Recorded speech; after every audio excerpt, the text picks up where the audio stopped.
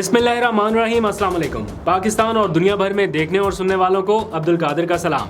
आज chairman PTI Imran Khan की गिरफ्तारी को पूरे 30 दिन मुकम्मल हो चुके हैं और ज़मानत कब होनी है उसका कोई अता पता नहीं, क्योंकि जज साहब एक हफ्ते की छुट्टी पर है। आज भी वकला अदालतों के चक्कर लगाते रहे। थोड़ी देर पहले वकला ने हंगामी प्रेस कॉन्फ्रेंस की। कोर कमेटी इजलास का एलामिया जारी हुआ कि टेक्निकल बुनियादों पर ये गिरफ्तारी लंबी करने की कोशिश की जा रही है और बहुत कुछ आज हुआ, लेकिन इसके ऊपर मैं थोड़ी देर में आऊँगा।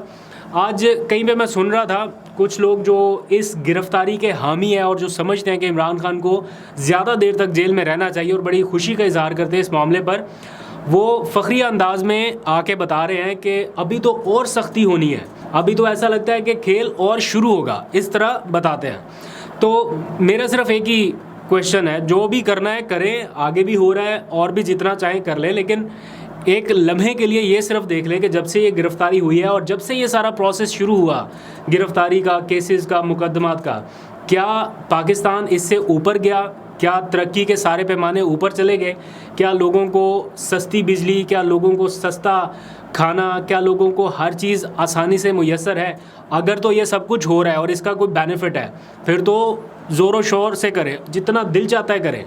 लेकिन अगर इसका फ़ायदा नहीं हो रहा और लोगों की तकालीफ या लोगों के मसाइल बढ़ रहे हैं, तो फिर मेरा ख्याल है रीथिंक करने की ज़रूरत है। और अभी थोड़ी देर पहले तर्जुमान तहरीक इंसाफ का एक मुख्तसर सा बयान जारी हुआ, मैं अभी देख रहा था, बल्कि रिलीज़ किया गया पीटीआई की तरफ से, और उसमें 1 मिनट का गालबन पैगाम है जिसमें उन्होंने कहा कि इन तमाम मसाइल का सिर्फ एक ही हल है, इमरान खान की रिहाई और 90 दिन के अंदर अंदर इंतखाबात। बहुत सारे लोगों की नज़रें थी सुप्रीम कोर्ट ऑफ पाकिस्तान की तरफ के सुप्रीम कोर्ट से कोई इंटरवीन होगी या वहाँ से कोई बड़ा फैसला आएगा, लेकिन अब सिर्फ 10 ही दिन बाकी रह गए हैं Umar Ata Bandial chief justice of Pakistan के रिटायरमेंट के हवाले से, और उन्होंने अब शेड्यूल भी तरतीब देना शुरू कर दिया अपनी अलविदाई मुलाकातों का। तो उनकी एक तरह से अलविदाई मुलाकातें शुरू हो चुकी हैं, लेकिन मुतालबा जो उनसे किया जा रहा है अभी भी वो ये है कि वो जाने से पहले इंपॉर्टेंट डिसीजंस दे के जाएँ, ये गैर यकीनी किसी कैफियत बरकरार रख के ना जाएँ।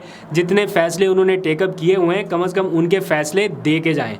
तो इस हवाले से एतजाज़ अहसन साहब ने भी आज इस उम्मीद का इजहार किया है कि उमर अता बंदयाल साहब जाने से पहले कुछ बड़े फ़ैसले दे के जाएंगे। तो क्या ग्राउंड रियलिटी या ग्राउंड सिचुएशन ऐसी है कि वो बड़े फ़ैसले दे सकते हैं? मुझे थोड़ा सा मुश्किल लगता है, लेकिन इसका भी इंतज़ार करेंगे। सुप्रीम कोर्ट में क्या होता है उसके ऊपर भी नज़र रखनी पड़ेगी। लेकिन कल का दिन लाहौर हाई कोर्ट के हवाले से बड़ा इंपॉर्टेंट है और सबकी नज़रें होंगी लाहौर हाई कोर्ट पे। आपको पता है आज पूरा दिन परवेज़ इलाही का जो भी केस और फैसला, उसकी तफसील मैं पहले वाले व्लॉग में हर चीज़ बता चुका हूँ। अभी मैंने आपको एक बड़ी दिलचस्प किस्म की चीज़ सामने आई है, उसके ऊपर बात करनी है। एक तो तफसीली फ़ैसला, उस फैसले में लिखा गया एक पैराग्राफ जो सबको हिला कर बता रहा है, झंझोड़ रहा है कि ये ना करें।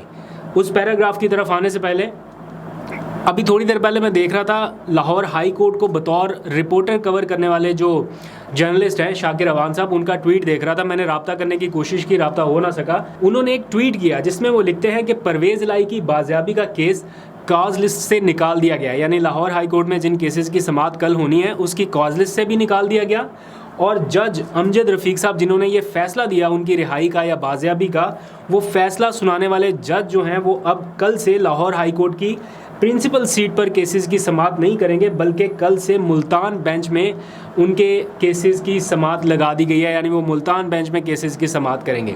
तो ये मेरे लिए तो बड़ी हैरानी की बात है। और साथ में उन्होंने एक और ट्वीट भी कर दिया कि रजिस्ट्रार लाहौर हाई कोर्ट ने भी ओहदा जो है, ओहदे का चार्ज छोड़ दिया है, और गालबन उसकी वजह ये बताई गई है कि वो बतौर डिस्ट्रिक्ट एंड सेशन जज मुल्तान में तैनात होने जा रहा है। तो ये एक दो अहम डेवलपमेंट हुई हैं, लेकिन साथ ही कुछ लोगों ने तस्हीह करने की भी कोशिश की कि परेशानी की बात इसलिए नहीं है क्योंकि ये उनका ड्यूटी रोस्टर जो है मुअज़्ज़ज़ जज साहब का, अमजद रफ़ीक साहब का, ये 30 अगस्त को ही जारी हो चुका था और वो 4 सितंबर यानी आज की तारीख तक ही लाहौर हाई कोर्ट की प्रिंसिपल सीट पर केसेस सुनने के मजाज थे। तो अब कल इस केस की समाअत वो करेंगे या नहीं करेंगे, इस बारे में मुझे भी लिटरली अभी तक कोई आइडिया नहीं है, बिकॉज वो तो प्रॉपर कवर करते हैं इस सारे मामले को, तो उनके पास ज़्यादा इन्फॉर्मेशन होगी। मैं चाह रहा था व्लॉग शुरू करने से पहले उनसे मालूमात ले लूँ, लेकिन मेरा राब्ता नहीं हो सका। तो कल खैर पता चल जाएगा कि वो केस की समाअत करते हैं या नहीं करते। अगर लेट्स सपोज जज साहब का कहीं इधर उधर तबादला भी हो जाता तो मेरा ख्याल उनका जो हुक्म है वो तो बरकरार रहेगा, अगर वो नहीं तो कोई और जज आके केस को सुन लेंगे। तो इसलिए कल तक का इंतज़ार करते हैं कि कल क्या होता है। बड़ा इंपॉर्टेंट दिन है। अब आ जाए आज का जो उन्होंने हुक्म दिया था उसका एक तहरीरी फैसला जारी किया उन्होंने, और अपने फैसले में एक बड़ा इंपॉर्टेंट पॉइंट उन्होंने छोड़ दिया है, और वो आपके समझने के लिए। इस पॉइंट में वो लिखते हैं कि पाकिस्तानी अवाम ने मीडिया पर तकलीफ़ के साथ जो कुछ देखा, उसके बाद मैं कहने पर मजबूर हूँ कि अगर 70 साल के सियासी कद काठ वाले आदमी को यूँ इस तरह बाजुओं से और टांगों से पकड़कर ले जाया जा सकता है, तो लोगों को यकीनन ये लग रहा होगा कि इस मुल्क का आइन ख़तरे में है।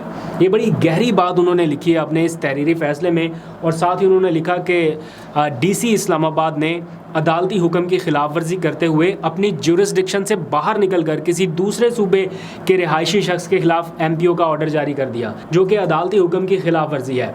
उन्होंने अपने फैसले में यह भी लिखा कि अटक जेल जो है वो लाहौर हाई कोर्ट के ही दायरा इख्तियार में आती है, इसी की जुरिस्डिक्शन में आती है। इसलिए उन्होंने अपने हुक्मनामे में कहा कि डिस्ट्रिक्ट एंड सेशन जज अटक जो है वो जाके परवेज़ लाई को बाजियाब कराएं, और फिर CPO रावलपिंडी या DPO अटक के हैंड ओवर किया जाए परवेज़ लाई को, और ये दोनों अफसरान इन्हें कल 11 बजे तक अदालत यानी लाहौर हाई कोर्ट में पेश करें। अब देखते हैं कल क्या होता है, आपको अपडेट करूंगा कल के हवाले से। आगे बढ़ते हैं, कुछ और इम्पॉर्टेंट खबरें भी हैं पावर कॉरिडोर से, और ख़ास तौर पर इस्लामाबाद की जो इक़्तिदार की राहदारी है वहाँ से। ऐवान सदर जहाँ पर इस वक्त प्रेसिडेंट ऑफ पाकिस्तान मुकीम हैं, और वो क्या करने जा रहे हैं, उनकी जो मुद्दत है वो भी 8 सितंबर को ख़त्म हो रही है, तो अब 3 दिन का वक्त ही बाकी रह गया।